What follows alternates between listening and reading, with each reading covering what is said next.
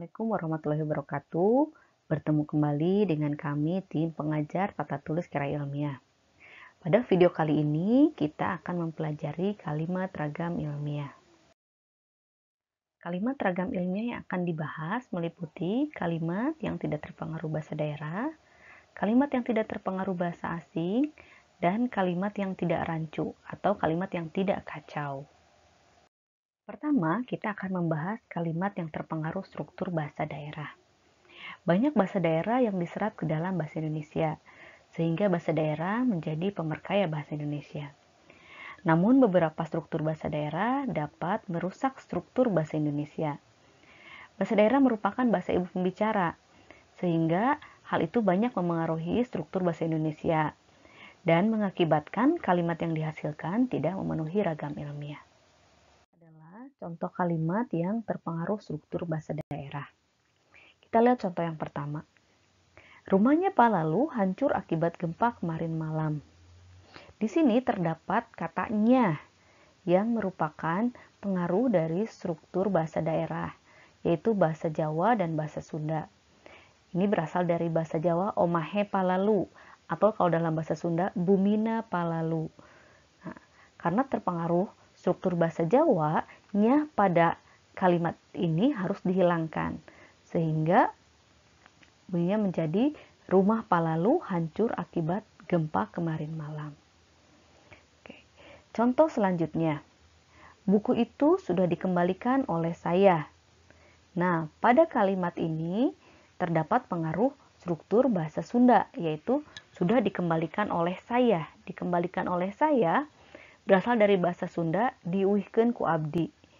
Nah, karena terpengaruh oleh bahasa Sunda, maka kalimat ini harus diperbaiki seperti ini. Buku itu sudah saya kembalikan, bukan dikembalikan oleh saya. Nah, berkaitan dengan contoh kalimat yang kedua, terdapat urutan yang salah dan urutan yang benar, yaitu yang berkaitan dengan kata belum, pernah, ingin, akan, atau telah. Nah, jika Anda menemukan kata belum, pernah, ingin, akan, dan telah, maka urutan yang benar, kata tersebut diikuti kata ganti orang, baru diikuti kata kerja yang berakhiran i atau kan. Jadi yang benar adalah belum saya ketahui, bukan saya belum ketahui. Pernah kami lampirkan, ingin saya ajukan, akan saya sampaikan, atau telah atau sudah saya sebutkan. Contoh selanjutnya yang berkaitan dengan kalimat yang terpengaruh struktur bahasa daerah adalah contoh berikut. Kita sering mendengar atau membaca kalimat seperti ini. Atas perhatiannya dihaturkan terima kasih.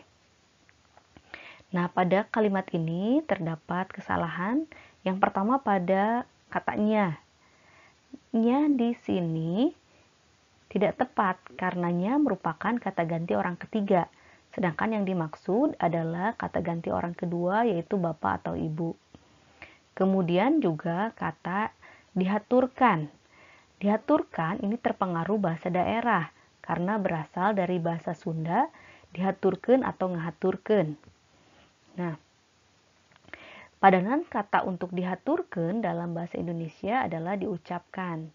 Jadi, seharusnya kalimat tersebut berbunyi atas perhatian Bapak atau Ibu diucapkan terima kasih. Selanjutnya kita akan membahas kalimat yang terpengaruh struktur bahasa asing. Bahasa Inggris paling banyak diserap dalam bahasa Indonesia. Sehingga kita harus berhati-hati dalam menggunakan bahasa Inggris karena dapat merusak struktur kalimat bahasa Indonesia. Berikut adalah contoh kalimat yang terpengaruh struktur bahasa asing. Perhatikan kalimat berikut. Dia tahu rumah makan di mana kita bisa mendapatkan minuman. Kalimat ini merupakan terjemahan dari bahasa Inggris, he knows a restaurant where we can get a drink. Nah, kata where dalam bahasa Inggris sepadan dengan kata di mana. Namun dalam bahasa Indonesia, kata di mana digunakan dalam kalimat tanya atau untuk menyatakan sesuatu yang tidak jelas, bukan sebagai kalimat sambung. Nah, kalimat ini harus diperbaiki agar menjadi kalimat ragam ilmiah. Nah, berikut perbaikannya. Dia tahu rumah makan tempat kita bisa mendapatkan minuman. Nah, kalimat ini baru bisa diterima sebagai kalimat ragam ilmiah. Perhatikan contoh yang kedua. Nah, dana dari pengusaha kaya itu sudah diserahkan pada Yayasan Yatim Piatu. Kata dari bermakna sumber atau berasal. Ini juga terpengaruh struktur bahasa Inggris dari preposisi of. Dalam bahasa Inggris, preposisi of tidak dapat dihilangkan karena hubungan antara nomina milik dengan nomina pemilik harus dinyatakan secara eksplisit. Sedangkan dalam bahasa Indonesia tidak memerlukan preposisi dari atau daripada, sehingga kalimat tersebut harus diperbaiki. Oke, perbaikannya sebagai berikut.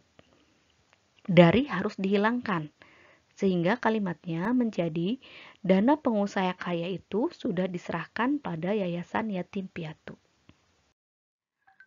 Perlu diingat bahwa where yang bermakna di mana dan which yang berarti yang mana, jika digunakan bukan dalam kalimat tanya, maka kalimat itu termasuk pada kalimat yang terpengaruh bahasa asing, sehingga menyebabkan kalimat tersebut tidak efektif dan tidak termasuk dalam ragam kalimat ilmiah.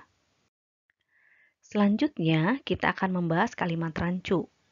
Kalimat rancu berarti kalimat yang kacau atau kalimat yang susunannya tidak teratur, sehingga informasinya sulit dipahami. Jika dilihat dari segi penataan gagasan, kerancuan sebuah kalimat dapat terjadi karena beberapa gagasan disampaikan dalam satu pengungkapan. Kemudian jika dilihat dari segi struktur, kerancuan itu timbul karena penggabungan dua struktur dalam satu kalimat. Kerancuan kalimat terbagi menjadi 3 jenis, yaitu kerancuan struktur kalimat, kerancuan susunan kata, dan kerancuan frasa. Perhatikan contoh kerancuan struktur kalimat berikut. Menurut para pakar arkeolog mengatakan bahwa Candi Prambanan dibangun pada masa Kerajaan Medang Mataram. Kalimat tersebut memiliki kerancuan dalam struktur kalimat karena berasal dari gabungan kalimat. Nah, kalimat tersebut berasal dari satu, menurut para pakar arkeolog, Candi Prambanan dibangun pada masa Medang Mataram. Dan berasal dari kalimat yang kedua, yaitu pakar arkeolog mengatakan Candi Prambanan dibangun pada masa Medang Mataram.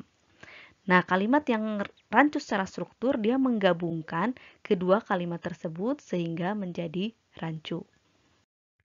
Selanjutnya kita bahas kerancuan susunan kata. Perhatikan contoh berikut. Kata mempertinggikan merupakan bentukan yang salah dan tidak jelas maknanya, karena merupakan penggabungan kata dari mempertinggi dan meninggikan. Kita bisa menggunakan kata mempertinggi yang mempunyai makna menjadikan lebih tinggi, berarti yang tadinya sudah tinggi lebih ditinggikan lagi, atau menggunakan kata meninggikan yang bermakna menjadikan tinggi atau dibuat tinggi yang tadinya rendah. Pilih salah satu, mau mempertinggi atau meninggikan. Jangan digabungkan, karena itu menjadi rancu. Kedua, kata mengenyampingkan. Nah, mengenyampingkan dia berasal dari dua kata juga, yaitu kata menyampingkan dan mengesampingkan. Jadi kita pilih apakah akan menyampingkan atau mengesampingkan. Kemudian kata tergambarkan. Kata tergambarkan merupakan gabungan dari tergambar dan menggambarkan. Jadi gunakanlah salah satunya, apakah akan tergambar atau menggambarkan. Karena jika digabungkan, maka akan menjadi rancu. Selanjutnya, perhatikan contoh kerancuan susunan kata dalam kalimat berikut. Pintu masuk Institut Teknologi Bandung Kampus Jatinangor akan diperlebarkan. Kalimat ini rancu karena kata diperlebarkan merupakan bentuk kata yang rancu. Dia merupakan gabungan dari kata diperlebar dan dilebarkan. Seharusnya gunakan saja kata diperlebar atau dilebarkan, sehingga kalimat itu seharusnya pintu masuk Institut Teknologi Bandung Kampus Jatinangor akan diperlebar, atau pintu masuk Institut Teknologi Bandung Kampus Jatinangor akan dilebarkan. Berikutnya berkaitan dengan kerancuan frasa. Perhatikan bentuk-bentuk berikut. Jangan boleh merupakan frasa yang rancu. Dia berasal dari jangan biarkan dan tidak boleh. Digabungkan menjadi jangan boleh dan ini menjadi frasa yang rancu. Yang kedua, dan lain sebagainya. Ini juga seharusnya dan lain-lain atau dan sebagainya. Jadi tidak boleh digabungkan lain-lain dengan sebagainya. Yang ketiga, menceritakan tentang. Nah, ini juga rancu karena seharusnya menceritakan hal ihwal atau bercerita tentang hal ihwal. Jadi kalau ada menceritakan tidak boleh digabungkan dengan kata tentang. Oke, demikian materi mengenai kalimat ragam ilmiah yang pertama. Sampai jumpa pada materi kalimat ragam ilmiah berikutnya. Terima kasih.